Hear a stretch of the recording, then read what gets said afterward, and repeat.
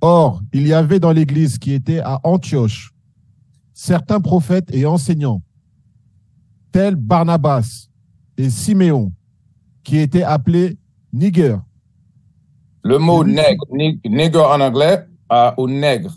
Les apôtres, les prophètes à Antioche, on les appelait nègres. Mais maintenant, si je vais sur Google, tout ça, et j'essaie de trouver la race des apôtres, des prophètes qui ont prophétisé dans l'église d'Antioche, toutes les images, on va me montrer, ce sera des images blancs.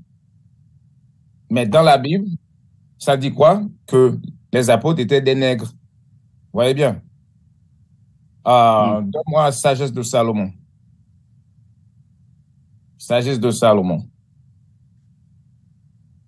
On va vous montrer. La différence entre nous et n'importe quel groupe, vous allez rencontrer, c'est que les choses qu'on dit, ce ne sont pas les mots qu'on est en train de dire, mais c'est ce qui est écrit dans la Bible. On doit vous montrer ça dans la Bible.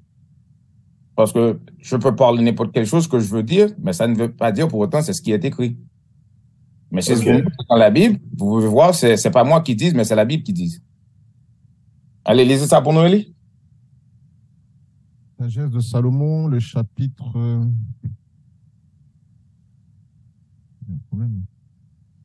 Chapitre 1 et 5, Elie. Ouais, ça dit car un esprit saint et discipliné... Non, Cantique des Cantiques, désolé. Je suis noir, comment? Excuse-moi. Cantique des Cantiques de Salomon. Je suis noir, mais avenante, ô fille de Jérusalem. La Bible, Salomon a dit quoi? Je suis noir.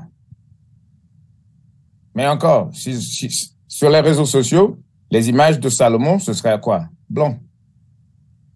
Et Salomon est l'arrière-grand-père de qui? Du Christ. Pas vrai? Parce que le Christ est venu du sang de David. Alors, allons-y donc dans Apocalypse 1.14 ou le livre de Révélation 1.14 pour voir quelle est la couleur du Christ. Parce que si son arrière-grand-père est noir, comment se fait-il aujourd'hui, partout dans le monde, on nous montre l'image du Christ comme un homme blanc. Et mettez sur l'écran pour moi l'image du Christ et l'image de la bête, du faux Christ. Mets ça sur l'écran pour nous. Et lisez pour nous Révélation 14. Révélation, chapitre 1, le verset 14. Sa tête et ses cheveux étaient blancs comme la laine. La Bible a dit sa tête et ses cheveux, j'ai ça sur l'écran, étaient blancs comme la neige. Aussi blanc que la neige. Et ses yeux...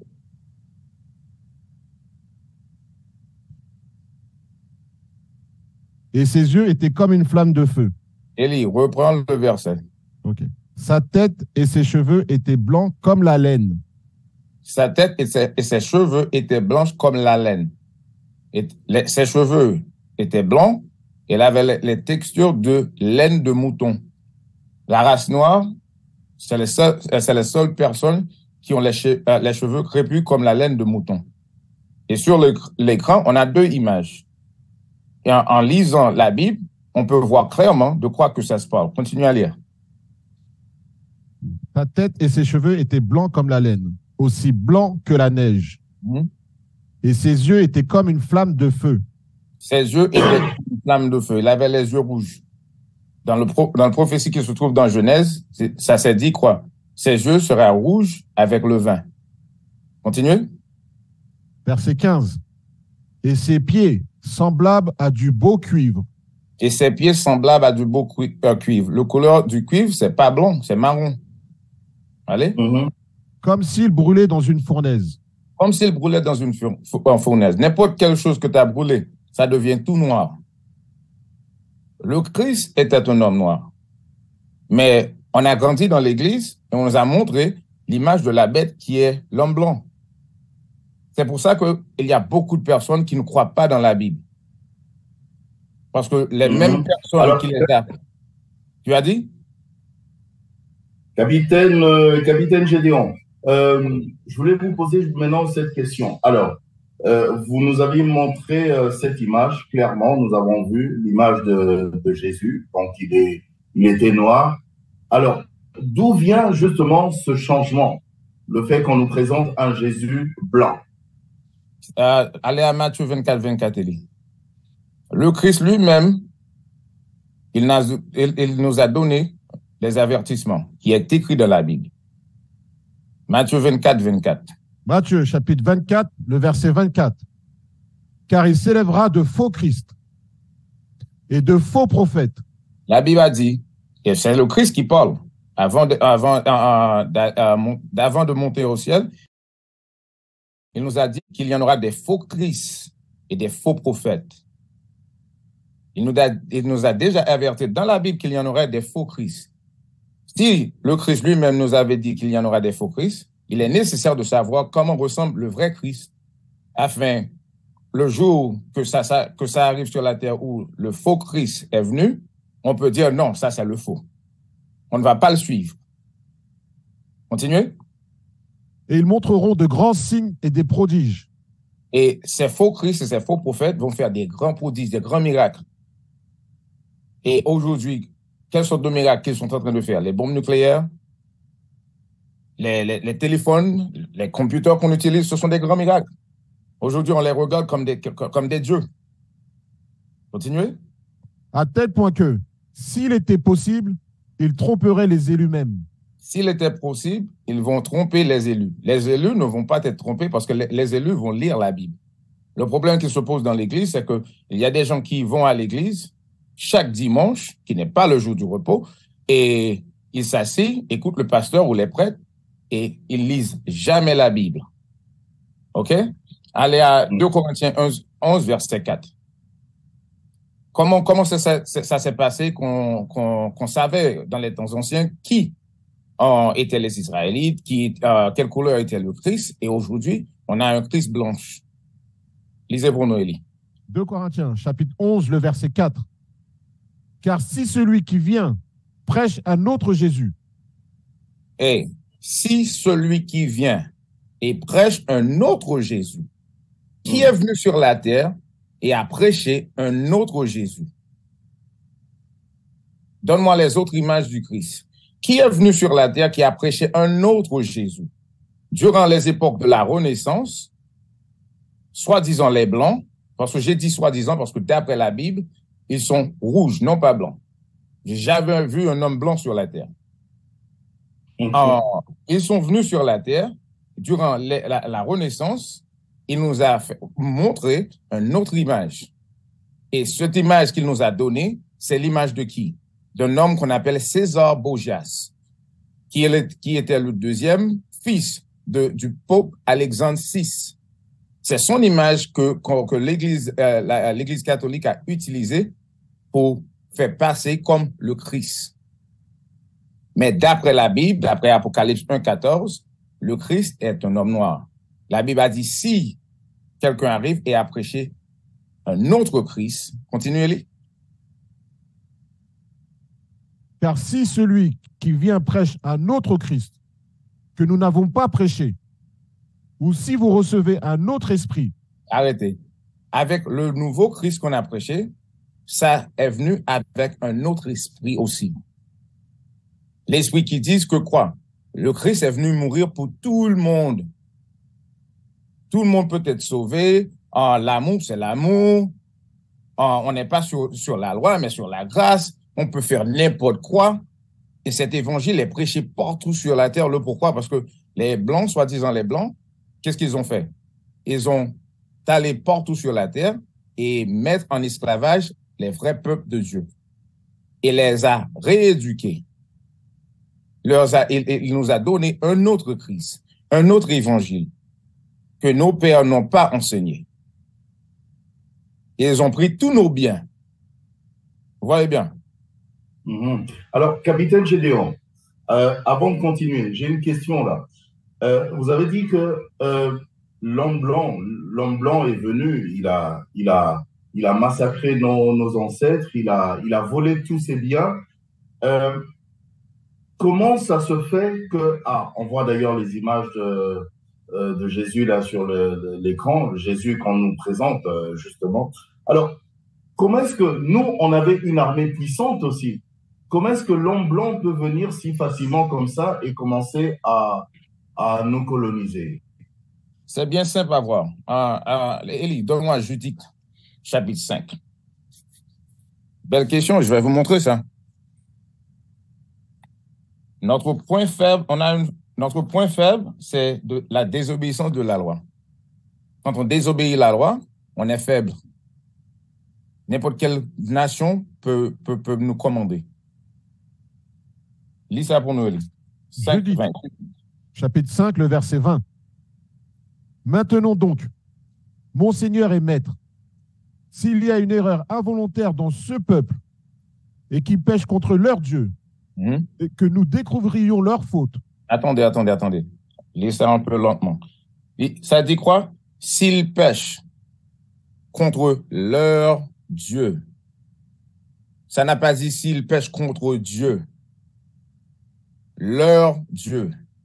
Donc, prêtez attention, tout le monde, les Chinois ont leur Dieu, qui est Bouddha. Les Indes, les gens qui sont de l'Inde, ils ont plus de 365 dieux. Les Blancs ont leur faux Jésus. Tout le monde a leur Dieu.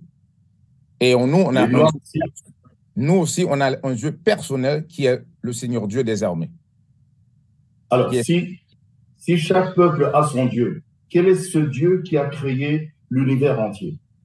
Notre Dieu, c'est lui il a tout créé et il leur a donné certaines choses à servir. Mais on va finir le verset d'abord. Lire ça. Je reprends. Judith chapitre 5, verset 20. Maintenant donc, mon Seigneur et Maître, s'il y a une erreur involontaire dans ce peuple et qu'ils pêchent contre leur Dieu et que nous découvrions leur faute, alors nous monterons et vaincrons. Si on pêche contre notre Dieu, n'importe quelle nation peut remporter la victoire sur nous. Continuez. Verset 21. Mais s'il n'y a pas de transgression dans leur nation. S'il n'y a pas de péché dans leur nation. La transgression, c'est quoi? La transgression de la loi. Le péché, c'est la transgression de la loi. Si, dans notre nation, on observe tous les règlements de Dieu, alors, allons voir qu'est-ce qui va se passer. Que mon Seigneur les passe. Ne les regarde pas. Continuez à marcher. Allez. Car leur Seigneur les défendra. Et leur Dieu les protégera. Si on observe les règlements, Dieu va nous défendre. Maintenant, pour retourner à la question que tu m'as demandé, on va aller dans Deutéronome 28. Deutéronome 28, ça c'est le livre principal qu'on peut utiliser pour montrer qu'est-ce qui s'est passé et comment comprendre vraiment qui nous sommes aujourd'hui. On va lire le verset 1er et ensuite le verset 15. Deutéronome chapitre 28, verset 1er. Il arrivera que, si tu écoutes soigneusement la voix du Seigneur, ton Dieu. Écoute, Élie. À vrai dire, donne-moi Deutéronome 1, verset 1 d'abord, et puis ensuite 28 premier. On doit savoir à qui le Seigneur était en train de parler dans le livre de Deutéronome pour établir toutes choses. Deutéronome, chapitre 1er, le verset 1er. Ce sont ici les paroles que Moïse dit à tout Israël. Ce sont ici les paroles que Moïse a dit à tout Israël. Non pas à toutes les nations du monde, mais à tout Israël. Maintenant, allez à 28, verset 1er. Deutéronome, chapitre 28, verset 1er. Il arrivera que, si tu écoutes soigneusement la voix du Seigneur, ton Dieu, pour observer et faire tous ces commandements que je te commande aujourd'hui, le Seigneur, ton Dieu, te placera au-dessus de toutes les nations de la terre. Voilà. Ça, c'est le contrat que le Seigneur a signé avec nous. Si vous faites tout ce que je vous ai demandé, vous serez la nation le plus haut, la tête. Maintenant, donne-moi le verset 15. Verset 15. Mais il arrivera, si tu n'écoutes pas la voix du Seigneur, ton Dieu, pour observer et faire tous ces commandements et ces statuts que je te commande aujourd'hui, que toutes ces malédictions viendront sur toi et t'atteindront. Maintenant, le contraire, c'est que si on n'écoute pas, toutes ces malédictions viendront et nous atteindront. La question, c'est que, est-ce que Israël a obéi ou est-ce que Israël a désobéi? Allons-y à Daniel 9, verset 11, pour établir, pour savoir, est-ce qu'on est sur la bénédiction ou sur la malédiction? Parce qu'il y a Quand vous des parlez de Israël, quand vous Israël. parlez de Israël, pour Uh-huh. nous, c'est l'homme noir. C'est l'homme noir. Je vais vous faire voir ça un peu plus loin. Parce que d'après la Bible, Israël, il y a des bénédictions pour Israël et il y a des malédictions. Et si Israël est sur la bénédiction, les gens peuvent regarder la nation qui habite en Israël et dire, bon, ça c'est Israël. Parce qu'ils sont tous bénis. Mais on va voir d'après la Bible, est-ce que Israël est béni ou maudit? Et comme ça, on va voir qui est Israël aujourd'hui. Parce que la Bible a dit, si on écoute, si Israël écoute, Israël sera la tête. S'il n'écoute pas, Israël sera les queues. Maintenant, allons-y à Daniel 9, verset 11, pour savoir est-ce que Israël a obéi à la voix du Seigneur. Oui, tout Israël a transgressé ta loi. La Bible a dit quoi? Tout Israël a transgressé ta loi. Non, un peu d'Israël. Tout Israël a transgressé ta loi. Tout Israël a transgressé ta loi. Continue. Et s'est même détourné pour ne pas obéir à ta voix. C'est pourquoi la malédiction est versée sur nous. Le fait qu'on n'a pas écouté aux voix du Seigneur, la malédiction est tombée sur nous. Continue. Et le serment qui est écrit dans la loi de Moïse, serviteur de Dieu, ont fondu sur nous parce que nous avons péché contre lui. Parce que nous avons péché contre le Seigneur, la malédiction qui est écrite dans les livres de Moïse, dans Deutéronome, est tombée sur nous. Parce qu'on a péché contre le Seigneur Dieu. Continuez. Verset 12. Et il a ratifié ces paroles qu'il avait prononcées contre nous et contre nos juges qui nous jugeaient, en faisant venir sur nous un grand mal, tel qu'il n'en est pas arrivé sous tout le ciel, de semblable à celui qui a été fait. En faisant venir sur nous un grand mal qui n'a pas arrivé sur aucune autre nation. Parce que quand on regarde ce qui s'est passé en Allemagne, l'Holocauste, seulement 6 millions, on dit des faux juifs qui est mort. Mais quand il s'agit de nous, plus de 90 millions, 100 millions est mort. Et écoute bien, jusqu'à nos jours, on est dans l'esclavage. Cette grande punition, ça s'est passé seulement aux enfants de l'esclavage, aux enfants de la colonisation. Continuez, Élie. Tel qu'il n'en est pas arrivé sous tout le ciel, de semblable à celui qui a été fait à Jérusalem. Ce qui nous est arrivé, ça n'est arrivé à aucune autre personne. Et mets sur l'écran l'image des poignées, ce qui s'est passé au Congo, que Léopold avait fait. Léopold II. Léopold II. Et regarde bien, aujourd'hui, en Belgique, on vend des chocolats qui ressemblent à des poignets. Vous savez ça? Ok. C'est pour nous moquer. Parce que ça s'est passé au Congo. Roi Léopold II avait fait ça. Oui, si c'était... Allez donc. C'était les des mains coupées. Des mains coupées. Si vous n'avez pas apporté assez de caoutchouc, on t'a coupé les poignets. Et aujourd'hui, en Belgique, on vend des chocolats qui ressemblent à des poignets. Pour nous moquer. Ça nous montre quoi? Que jusqu'aujourd'hui, on est toujours dans l'esclavage. Maintenant, retournons à Deutéronome. Regardez cet homme-là. On a coupé les mains de ses enfants. Ces choses-là, ça nous est arrivé seulement, non pas les autres nations. Maintenant, retournons à Deutéronome 28. Deutéronome 28. On va lire quelques des malédictions. Et ouvertement, on peut voir qui a souffert ces choses-là. Verset 15 encore. Reprends ça. Deutéronome, chapitre 28, le verset 15. Mais il arrivera, si tu n'écoutes pas la voix du Seigneur, ton Dieu, pour observer et faire tous ses commandements, Et ces statuts que je te commande aujourd'hui, que toutes ces malédictions viendront sur toi et t'atteindront. Verset 16. Maudit seras-tu dans la ville, et maudit seras-tu au champ. Maudit, on est maudit dans la ville et on est maudit dans les campagnes.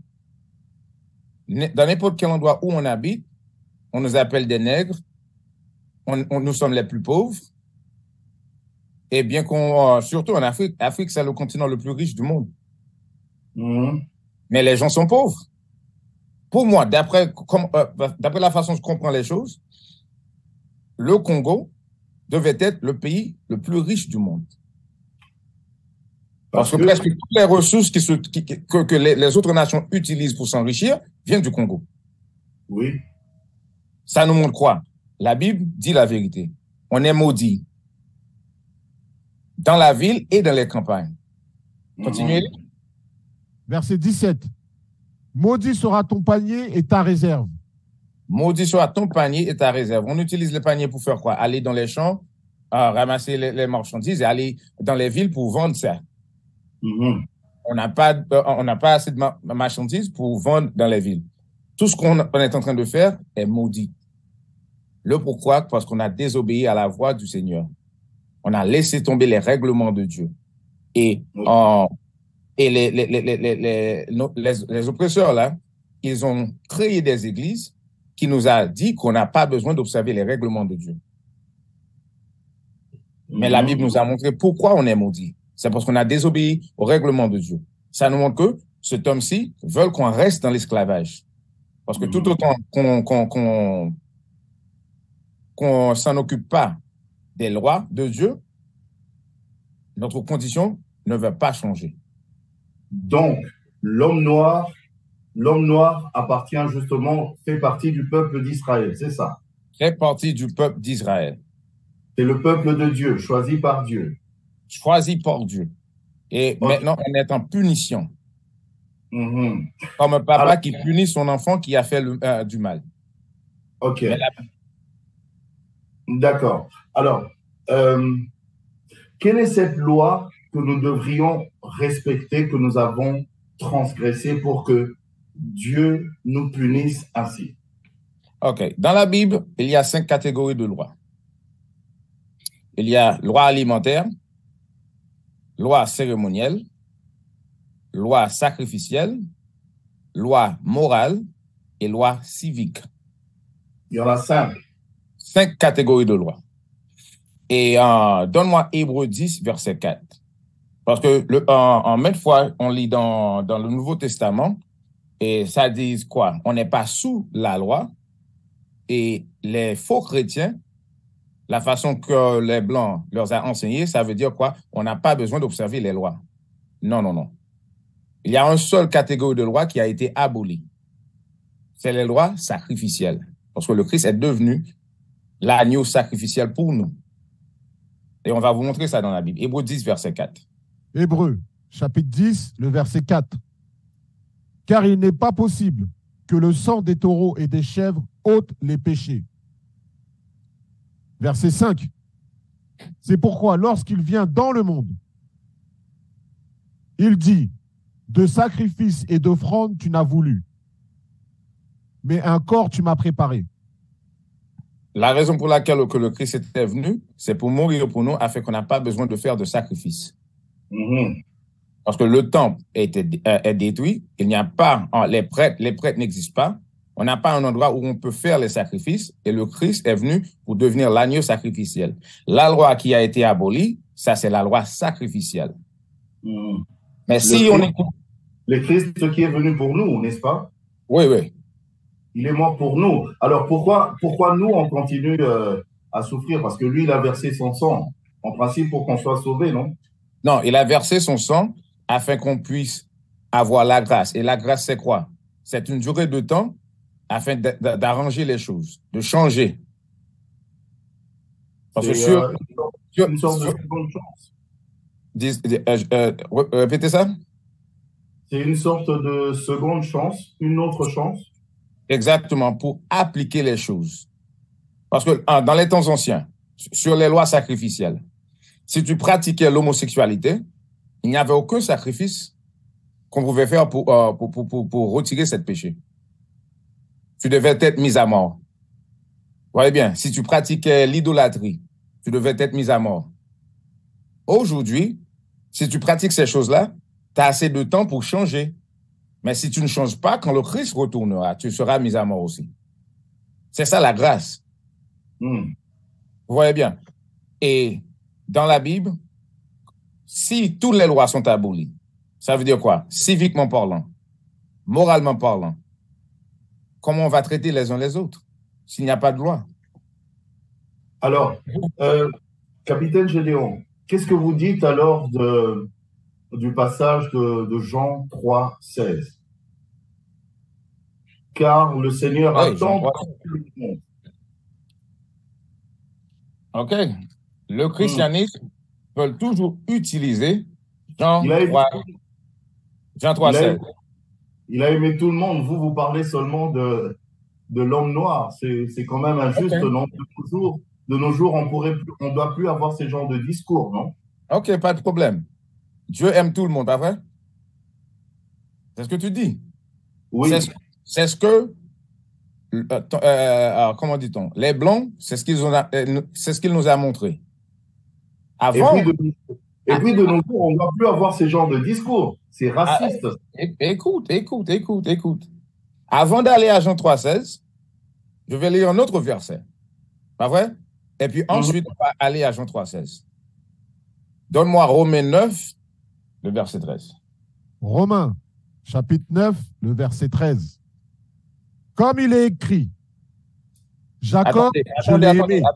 Attendez, Élie. Romains 9, verset 13 dit, comme il est écrit. Ça veut dire les choses qu'on va lire, je peux aller à une autre partie dans la Bible pour lire les mêmes choses. Comme il a été écrit. Lisez. Comme il est écrit, Jacob, je l'ai aimé. Jacob, je l'ai aimé. Continue. Mais Ésaü, je l'ai haï. Mais Ésaü, je l'ai haï. Dieu n'aime pas tout le monde. Ça se trouve dans le Nouveau Testament. Romains 9, verset 13. Mais peut-être quelqu'un veut dire, la Bible contredit la Bible. Non, point du tout. Il y a juste un manque de compréhension biblique. Et la compréhension, la manque de compréhension, ça fait comme ça. Le pourquoi? Parce que pour comprendre la Bible, on doit observer les règlements de Dieu pour avoir la compréhension biblique. Et il y a une formule pour comprendre la Bible. Je vais lire le formule et ensuite on va y aller à Jean 3, 16. Donne-moi Ésaïe 28. Ésaïe, chapitre 28, le verset 10. Car précepte doit être sur précepte. Précepte doit être sur précepte. Allez. Précepte sur précepte. Ligne sur ligne. Ligne sur ligne. Un peu ici, un peu là. Un peu ici, un peu là. Ça veut dire que vous allez lire un verset et vous devez y avoir d'autres versets dans la Bible qui expliquent cette verset. Non pas mon propre idée, mais d'autres versets qui peuvent nous permettre de comprendre ce qu'on est en train de lire. On va y aller dans Jean 3, 16. On va déchiffrer Jean 3, 16, un peu ici, un peu là-bas. Premièrement, je vais vous demander une question. À qui s'adressait le Christ dans Jean 3, 16? C'est à vous de nous dire. Vous êtes là pour nous enseigner. On va lire dans Jean 3, 1. D'accord. Jean, chapitre 3, le verset 1er. Il y avait un homme d'entre les pharisiens nommé Nicodème, un dirigeant des Juifs. Que le Christ parlait à Nicodème, un dirigeant des Juifs. Vous voyez bien, il ne s'adressait pas à tout le monde en ce moment-là. Il parlait à Nicodème. OK? Maintenant, allez à Jean 3, on va lire le verset 14. Jean, chapitre 3, le verset 14.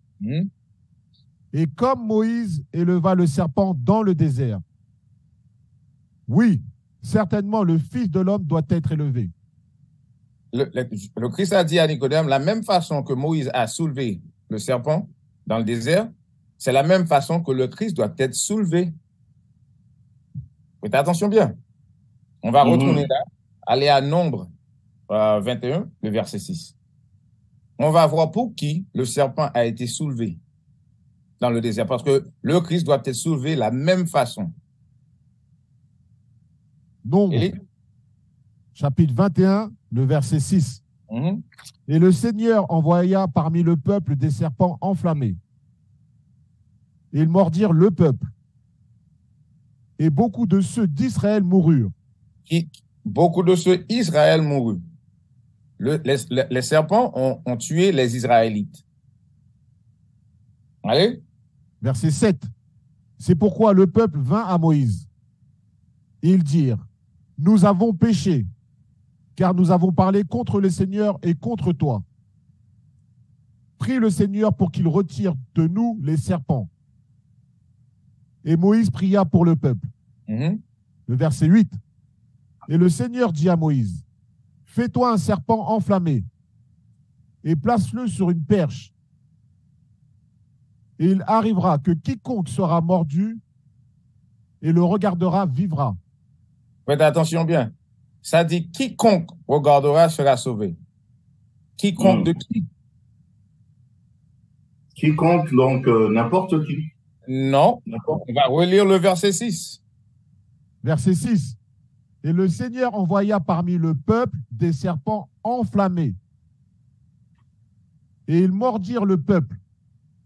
Et beaucoup de ceux d'Israël moururent. Et beaucoup de ceux d'Israël moururent. C'est Israël qui a perdu leur vie par rapport aux serpents. Et le Seigneur Dieu a dit à Moïse de faire, si tu regardes sur l'écran, c'est ce qu'on utilise aujourd'hui pour les ambulances. Un serpent. Le signe qu'on met sur les ambulances. Hein. Exactement. Et Dieu a dit, regardez, quiconque parmi les Israélites, parce que c'est seulement les Israélites qui étaient mis à mort par les serpents. Vous devez rester en contexte, parce que si j'adresse un peuple et je dis quiconque, si tu viens dans ma maison et tu as vu un autre que j'ai laissé dans ma maison, qui a dit quiconque est dans cette maison peuvent utiliser, peuvent manger n'importe quelle chose, ça ne dit pas pour autant que n'importe quelle personne qui habite sur mon quartier peut entrer dans ma maison. J'adresse les enfants qui habitent dans ma maison. Parce que c'est seulement les Israélites qui ont perdu leur vie par rapport aux serpents. Maintenant, retournez à Jean 3,16.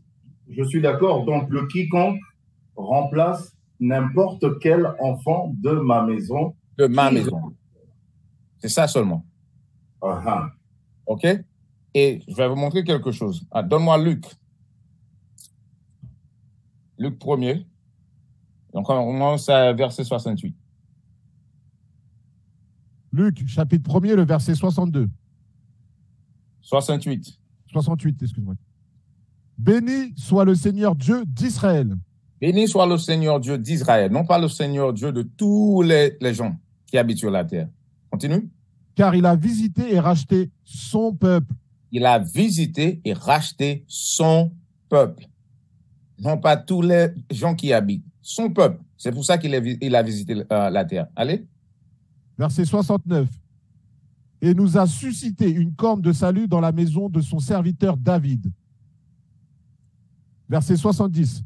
Comme il en avait parlé par la bouche de ses saints prophètes, qui ont été depuis le commencement du monde. Mm-hmm. Verset 71. Que nous devrions être sauvés de nos ennemis. Que nous devions être sauvés de nos ennemis. Si le Christ est venu pour tout le monde, qui sont les ennemis qu'il ne va pas délivrer? Parce que s'il est venu pour délivrer Israël d'entre les mains de leurs ennemis, ça veut dire que le Christ ne va pas sauver tout le monde. Vous voyez bien? Qui sont les ennemis de Dieu? On va vous montrer ça. Donne-moi Psaume 87. OK. Les choses sont écrites dans la Bible.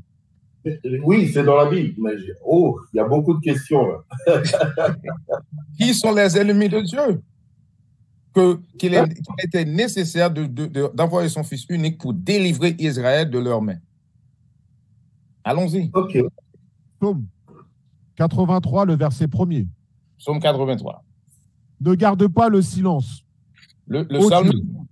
demande à Dieu de ne pas garder silence. Parce qu'il y a quelque chose de mal qui se passe sur la terre et on demande à Dieu de ne pas garder le silence. Mhm. Allez. Ne garde pas le silence, ô Dieu. Ne te tais pas et ne te tiens pas tranquille, ô Dieu. Verset 2. Car voici tes ennemis produisent un tumulte. Arrêtez. Voici tes ennemis produisent un tumulte. Mhm. La Bible nous a montré quoi? Le Seigneur Dieu, sur la terre, il a des ennemis. Et ces ennemis font un grand tumulte. Continue à lire. Et ceux qui te haïssent. Et ceux qui te haïssent, ces ennemis, ils ont la haine dans le cœur pour le Seigneur Dieu. Mhm. Le Dieu d'Israël. Le Dieu d'Israël. OK. Ce sera les ennemis qu'ils vont nous délivrer de leurs mains. Parce qu'ils ont la haine pour le Seigneur. Si j'ai la haine pour le Seigneur, est-ce qu'il peut me sauver? Est-ce qu'il va venir pour me sauver? Parce que si j'ai la haine dans le cœur pour le Seigneur, ça veut dire que je ne vais pas servir le Seigneur. Oui. Et je n'aurai pas accès à ses bénédictions. Non, point du tout, parce que j'ai la haine pour lui. Mhm. Continuez. Et ceux qui te haïssent ont levé la tête. Verset 3. Ils ont pris d'astucieux conseils contre ton peuple. Ils ont pris d'astucieux conseils contre ton peuple. La déclaration de Balfour. Ils ont divisé l'Afrique sans parler aux gens qui habitaient en Afrique. Ils sont venus et ils ont pris, mets sur l'écran le map qui nous montre les trajets que les bateaux ont fait. Ils sont venus en Afrique et ils ont pris certains d'entre nous, ils nous ont menés en Amérique, dans les Antilles, ils nous ont mis dans l'esclavage. Oui, alors, mais c'est ça. Je reviens encore à ma question, là, capitaine Gédéon, que j'avais posée. On avait une administration, on avait une armée, on avait une organisation. Comment ça se fait qu'un peuple venu d'ailleurs peut nous prendre comme ça, nous écraser et nous emmener ailleurs en esclavage?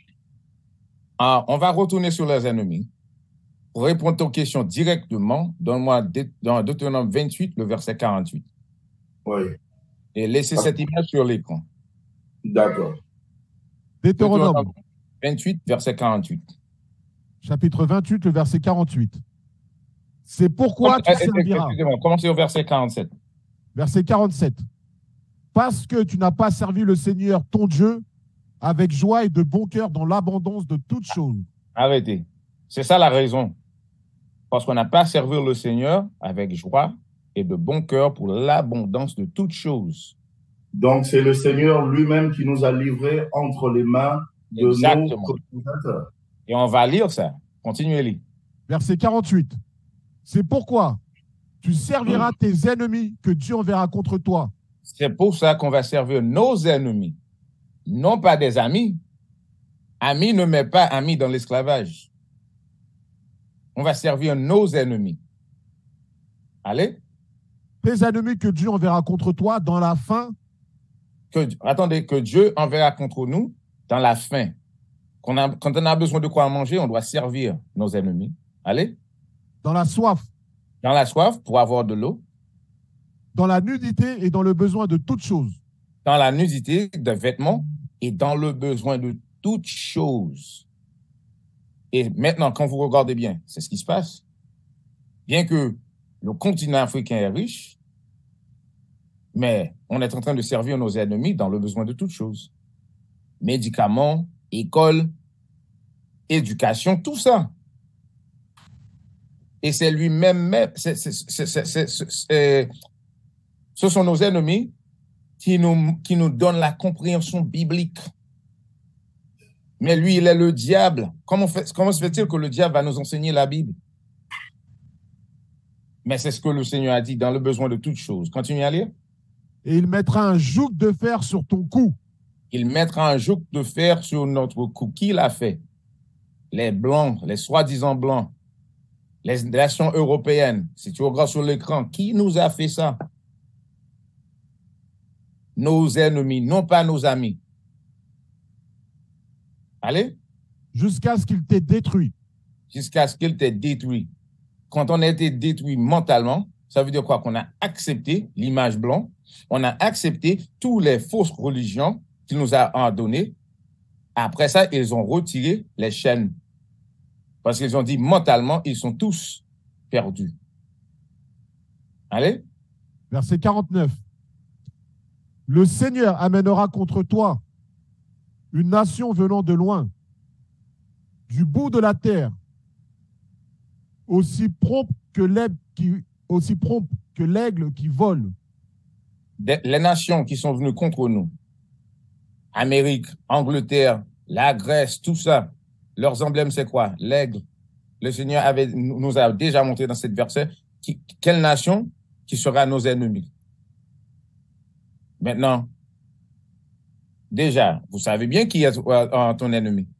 L'ennemi, c'est la personne qui vous a mis dans l'esclavage. Mhm. On va retourner dans Psaume et on va lire leur nom. Psaume 83, le verset 3. Ils ont pris d'astucieux conseils contre ton peuple et consulté contre tes protégés. Verset 4. Ils ont dit, venez, supprimons-les de sorte qu'ils ne soient plus une nation.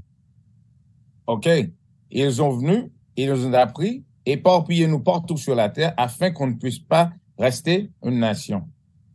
On est devenus des pays haïtiens, jamaïcains, cubains, américains, congolais, nigériens, tout ça. Il nous a renommés, il nous a donné leur nom à porter afin qu'on ne puisse pas savoir qui nous sommes. Et d'autant plus, ils ont créé en 1948 la nation d'Israël. Ils ont pris des Blancs, ils les ont mis dans ce pays et ils ont dit, bon, ça c'est Israël. En grandissant comme un enfant, tu as vu qu'il y a une nation qu'on appelle Israël. Tu ne vas pas dire dans ta tête, peut-être je suis Israël. Non, point du tout. D'astucieux conseils. Continue à lire. Tu peux retirer ça sur l'écran. Pour que le nom d'Israël ne soit plus en mémoire. Verset 5. Car ils ont consulté ensemble d'un même consentement. Ils sont tous en même consentement. Ils ont venu ensemble et fait quoi? Ils sont confédérés contre toi. Ils ont formé une grande confédération contre nous. Mhm. Allez? Verset 6. Les tabernacles d'Édom. Arrêtez. Les tabernacles d'Édom. Maintenant, la Bible commence à citer les noms des ennemis de Dieu. Édom, c'est qui? Quand on lit dans... allez à Genèse 8, verset 26, bien rapide, pour savoir qui est Édom. C'est la tête. Édom. Édom, Genèse combien, capitaine? Genèse 28, verset 6.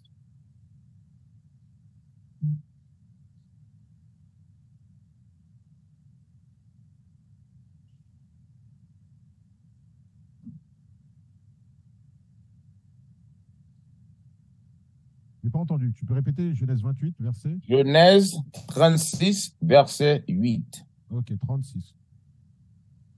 Genèse chapitre 36, le verset 8. Ainsi demeura Ésaü, au mont Séhir. Ésaü est Édom. Ésaü est Édom, Mont Séhir. Il habitait à Mont Séhir. Dans la Bible, quand vous voyez Ésaü ou Édom, c'est la même personne. Et Ésaü, c'est qui? Notre frère à nous. Allez à Genèse 25, 25. Genèse, chapitre 25, le verset 25. Et le premier sortit roux. Et le premier sorti de quelle couleur? Roux. Roux. Tout couvert comme un vêtement velu. Il avait beaucoup de plumes sur lui et son couleur était roux. Allez. Et ils l'appelèrent son nom Ésaü. Et son nom s'appelait Ésaü. Continuez. Verset 26. Et après cela sortit son frère. Et sa main saisissait le talon d'Ésaü. Son frère est qui? Jacob. N'oublie pas, on a lu dans Romains 9, Jacob j'ai aimé et Ésaü j'ai haï. C'est deux frères jumeaux. Ok. Regarde bien, on n'a pas montré la couleur de Jacob, mais on a montré la couleur d'Ésaü. Le pourquoi? Parce que Jacob ressemblait à tout le monde en ce moment-là. Si tu regardes sur l'écran, Jacob sortait tout rouge et Jacob était noir et Ésaü était tout rouge. Il est possible à deux noirs d'enfanter un enfant qui n'est pas vraiment noir. On appelle ça albinos. Ok. Ésaü était différent. C'est pour ça que la Bible a montré son couleur. Et maintenant, retournons à Psaume 83. Ésaü est l'ennemi de Dieu. Psaume 83, le verset 6. Mm-hmm. Les tabernacles d'Édom. Les tabernacles d'Édom. Parce qu'on est en train de montrer qui? Les ennemis de Dieu. Ésaü est Édom est Ésaü. Les Blancs ne sont pas les amis de Dieu. Ça veut dire qu'il n'y en aura pas de salut pour eux. Parce que quand vous regardez tous les mal qu'ils ont fait sur la terre, comment se fait-il qu'il va rentrer dans le royaume des cieux? Ok. Alors, oui, je vois, Capitaine Gédéon. Vraiment, on a compris. Alors, puisqu'il nous reste juste quelques minutes avant de clôturer notre émission, tous ces peuples-là répartis à travers le monde, vous avez parlé des Haïtiens, des Guadeloupéens, tous ces gens-là, c'est ceux-là qu'on appelle les Afro-descendants? Oui. Alors, est-ce que dans votre structure, votre organisation, vous avez pu déjà les rassembler, les regrouper? C'est ça notre devoir. Et pour vous montrer bien, vous avez le map des 12 tribus. Vous pouvez mettre ça sur l'écran si vous l'avez, s'il vous plaît, Yannick. Quand il s'agit d'Israël, pas vrai? Israël compris des enfants, les enfants de l'esclavage, qui étaient éparpillés partout sur la terre. Et ensuite, quand vous lisez Ésaïe 11, du fait qu'on était éparpillés partout sur la terre, se trouvent des groupes d'Israélites qui est éparpillés partout sur la terre. C'est pour ça qu'on doit y aller parmi toutes les nations et enseigner. Okay. Et sur l'écran, vous pouvez voir que Judas sont les Américains noirs. C'est là qu'a commencé cette bonne nouvelle. Parce que la prophétie avait dit Judas se réveillera d'abord. Ensuite, les îles de l'Amérique, ça se trouve Benjamin, Haïtiens sont Lévi, Éphraïm, ce sont les Portoricains, Manassé, ce sont Cubains, Siméon, Dominicains, Zébulon et Guatemala de Panama. Gad, ce sont les Indiens américains, et Ruben, ce sont les Indiens qui habitaient en Floride, les Séminoles. Asher, c'est de Colombie jusqu'à Uruguay. Issachar, c'est Mexique. Naphtali, c'est Argentine. Et jusqu'à Chili. Maintenant, lisez pour nous, bien rapide, Ésaïe 11. Il nous reste juste 2 minutes. Ésaïe 11. On doit lire ça bien rapide, s'il vous plaît. D'accord. Ésaïe, chapitre 11, le verset 11. Il arrivera en ce jour-là que le Seigneur mettra encore sa main une seconde fois pour reprendre le résidu de son peuple, qui aura été laissé de l'Assyrie et de l'Égypte et de Patros et de Couche et d'Élam et de Shinar et de Hamath et des îles de la mer. Ça nous montre quoi? À part de la plupart des tribus se trouvent dans les contrées d'Amérique, mais il y a d'autres qui sont éparpillées partout sur la terre. C'est clair. Alors, est-ce que vous pouvez nous dire juste un mot de la fin? Je sais qu'il y a beaucoup de questions qui sont restées en suspens. Nous allons prendre les questions à vous, chers téléspectateurs. Vous pourrez nous envoyer vos questions via ce numéro de téléphone qui s'affiche au bas de vos petits écrans. Alors, Capitaine Gédéon Israël, si vous pouvez juste nous dire quelque chose, un mot de la fin que nous allons retenir aujourd'hui, et nous allons éventuellement organiser une deuxième émission pour uniquement répondre aux questions des téléspectateurs. Vous avez la parole. Ok, donne-moi Deutéronome 28, le verset 68, le dernier verset. Parce que la prophétie est vraiment importante de voir dans la Bible. Deutéronome 28, le verset 68. Deutéronome chapitre 28, le verset 68. Et le Seigneur t'amènera de nouveau en Égypte. La Bible a dit, le Seigneur t'amènera de nouveau en Égypte. Quelle Égypte? Le mot Égypte, ça signifie l'esclavage. Parce que l'ancien Égypte, Moïse nous avait dit, regardez, vous n'entrerez jamais dans ce pays-là. Pas vrai? Et en sortant d'Égypte, on a marché d'Égypte jusqu'en Israël. Continuez. Sur des navires. Tu rentreras en Égypte sur des navires. Tu rentreras en Égypte sur des navires. On n'a pas besoin de prendre de bateau pour aller en Israël. Les navires, ça parle de quoi? Les bateaux de l'esclavage qui se trouvent sur l'écran. On va y aller dans l'esclavage à nouveau dans les navires. Continuez. Par le chemin dont je t'ai parlé. Et tu ne le reverras plus. On ne reverra plus la terre. On ne retournera jamais en Afrique. Allez. Et là, vous serez vendus à vos ennemis. Et là, vous serez vendus à vos ennemis. Comme quoi? Pour être hommes et femmes en servitude. Pour être hommes et femmes en servitude. Ça a été la prophétie qui a été écrite plus que 2000 ans.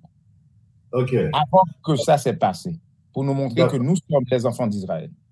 OK. Qu'est-ce qu'on retient pour ce soir? Tu dis? Qu'est-ce que nous retenons pour ce soir? Parce que nous avons fini là avec l'émission. C'est que nous sommes les enfants d'Israël, que nos ennemis il nous a mis dans l'esclavage et après ça, il nous a rééduqués pour nous empêcher de savoir qui nous sommes. Parce que dans la Bible, à chaque fois, si tu lis le livre de Juges, Israël fait le va-et-vient dans l'esclavage. Pour sortir dans l'esclavage, on doit retourner vers les lois et les règlements de Dieu. Et comme ça, on peut prendre la force et le Seigneur, le Christ, retournera pour nous délivrer de la main de nos ennemis. OK.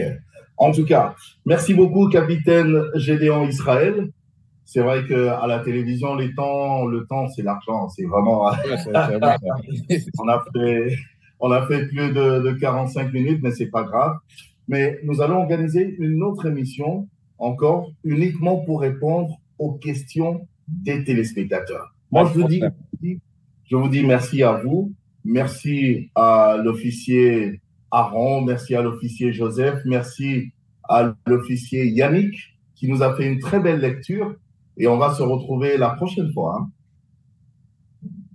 Ok, pas de problème. Merci de nous avoir sur l'écran. Shalom, shalom, que Dieu vous bénisse.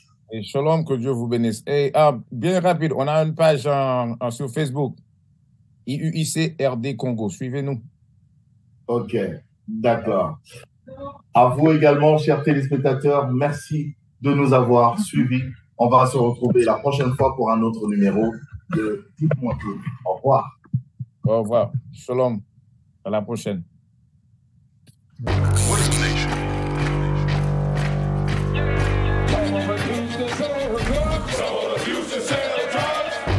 Nation is men leading by example.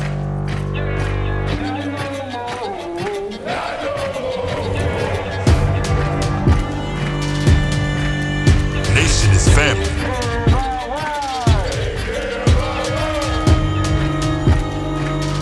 Nation is community.